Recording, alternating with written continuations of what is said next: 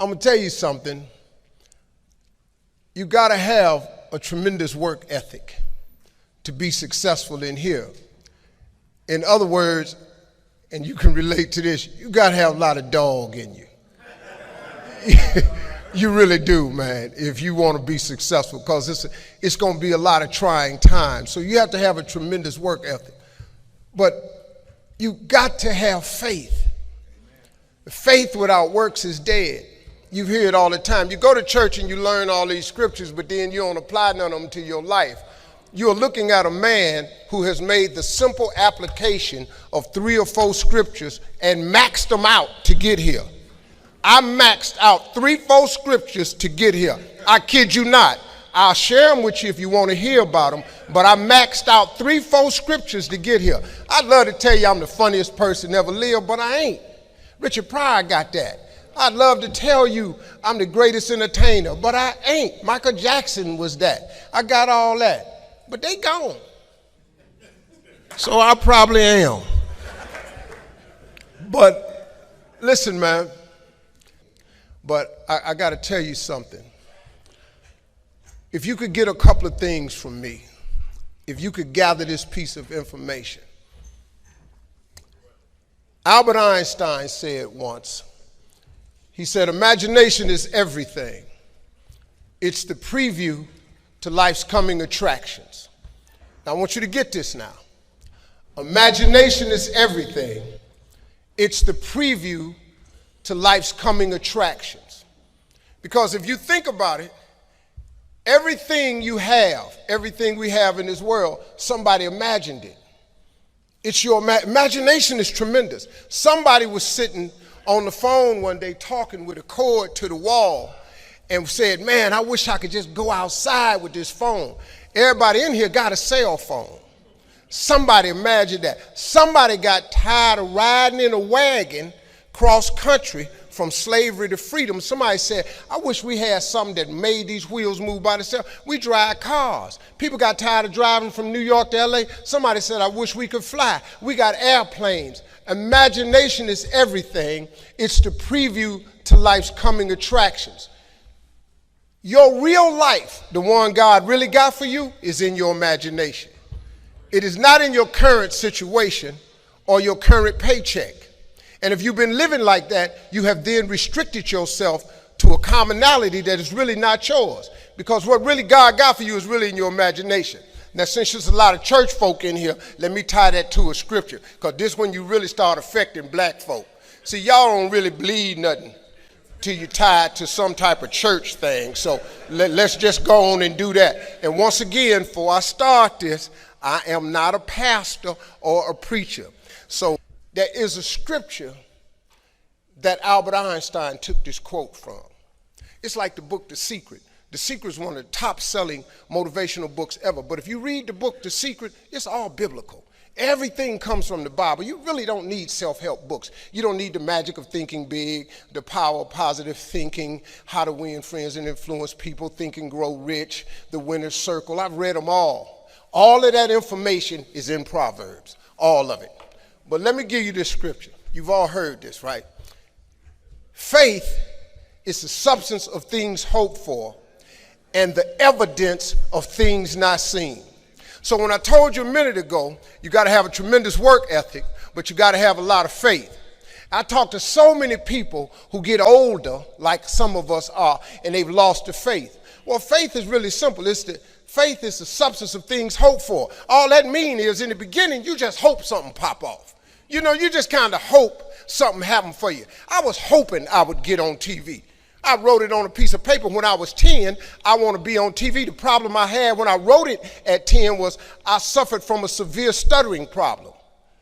I could not talk outside of my house. So can you imagine when I wrote on a piece of paper, I want to be on TV and turned that in? The first thing the little boy next to me asked me, he 10, well, how long is your TV show going to be? Because you're going to be on TV all day. But when I wrote it on the paper, it wasn't factual. I was just hoping. You just got to start with the hope. Faith is the substance of things that you hope for. You just hope something jump. Then what happened is through grace and favor, he give you a couple of them things you hope for, and then you're supposed to start believing then. Because now it turns into faith. But if you take this scripture, faith is the substance of things hoped for and the evidence of things not seen. What is the evidence of things not seen? I just told it to you. Albert Einstein said, imagination is everything. It's the preview to life's coming attraction. But guess what? Your imagination really is. It's the evidence of things not seen.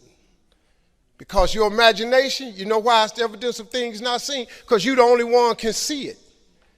Your imagination is actually God showing you a preview of a coming attraction that he has for you. The moment you don't believe in your imagination, you negate what he got for you. Your imagination is the preview to life's coming attraction. It is the evidence of things not seen, because can't nobody see it with you. Your problem is you keep telling your imagination to the wrong people. See, if you want to kill a big dream, tell it to a small-minded person. It's dead. How many times, man, have you had a tremendous idea, something you thought was the one, and you went and told it to your loved ones and your so-called friends, and they shot it down? I mean, you was convinced that it was just, oh man, I just came to you. And you told it to them and they shot it down. And you thought since they was your loved ones and their friends and they got your best interests at heart, you believed them. You was wrong. You let them talk you out of what God got for you. Some of y'all still sitting here with the ambition of opening a business one day, but you scared to go start the business because you got a job and you got bills. Rich people got bills. Everybody got bills. Hell, I got bills. Everybody owe somebody something. I got something with the bank right now. You're going to let the fact that you got some bills stop you from opening the business, the thing that God done put in your imagination? So you're going to squash that because you got bills. Everybody got bills. Your real life is in your imagination. Can you grab what I'm telling you? So I don't know what you thought I was going to say to you. I'm just a real dude. I don't even have the education you all have. I flunked out of school. I ain't got no education. I don't use 4-syllable words. The only 4-syllable word I know is my bank account. That's it. What I'm sharing with you is stuff that everybody can apply today. If you're sitting in here thinking that you're too old to listen to what Steve, hell, I'm 60. I'm 60 years old. I know.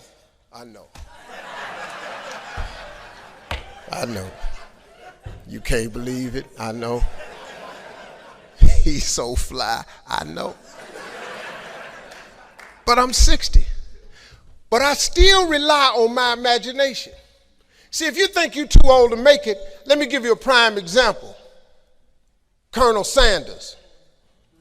Colonel Sanders has been frying chicken his whole life. He was telling everybody he had the best chicken in the world. Ain't nobody believe him. They turned him down everywhere. Colonel Sanders didn't get a franchise till he was in his 60s. Kentucky Fried Chicken sell more chicken than anybody in the world today. So if you're sitting there thinking because you got a little gray on you, and you too late, as long as God waking you up in the morning, that's the sign that he ain't through with you. So what you tripping for? You sitting up in here like God can't do nothing for you because you 60. Man, you know what I'm asking God for right now? And I'm 60. If you could see my vision board, you would be blown away. Because I got enough right now. I really know. But I ain't in the need business. I'm in the want business. Ain't nothing wrong with wanting something. Quit going down to these churches y'all sitting up in here going down to, keeping you in these little boxes. God got a big life for you. The only person ain't get, look, and I love church. Don't get me wrong, I'm not knocking church. Don't tweet that. Steve don't care for the church no more. I didn't say that. But don't go down there, memorize all these scriptures, and then don't apply none of them to your life. That's what I'm talking about. Quit going down there just to go and just get a couple of scriptures and apply them to you. Let me give you one that's real simple. See, these principles of success, they've taken all of these scriptures and they putting them in books, and they call them, Think and Grow Rich by Napoleon Hill, The Magic of Thinking Big by David Schwartz. But everything in there is a scripture. They just reworded it because people don't know how to read the Bible. Like, I can't really read the King James Version. I can't. 4 verses of that, I go to sleep. Because hence, furthermore, whatsoever, whosoever. Who is you talking about? I need a name, dog. Not whomsoever, because I'm thrown off. I didn't do good with reading and comprehension in school. The smallest scripture I ever read changed my life. The scripture is real simple. You have not because you ask not. Do you know the difference that could make in your life? I'm just giving you real talk now. I'm just trying to tell you how I got here. See, I have no education. I applaud all of you with your education. I'm sitting there talking to so many men who have in corporate America and all that. I'm in awe of that because I don't have that. But you sit here and you take what you have, and it could be so much more if you would ask. See, you have not because you ask not. When the last time you really asked him for something? Or do you keep making requests that's inside the confines of your paycheck? When you gonna get outside of that? Didn't I just tell you God ain't in your paycheck? Didn't I just tell you he ain't in your job title? The life God got for you is in your imagination. Why you still imagining stuff? Why you keep dreaming of a summer home? Why you keep dreaming of retirement, leaving your grandkids money? So I'm at the age now where I think about my grandkids. I got 7 TV shows. Dog, I only need one. One show pay me enough money. I need 4 for my wife. 4 of them is for Marjorie. The other 3 is for the grandkids. I just need one. I do not live my life in the confines of what anybody says to me. I let my imagination go, and now imagination is a preview to life's coming attraction. But what that really means is God showing you a preview of what he has for you.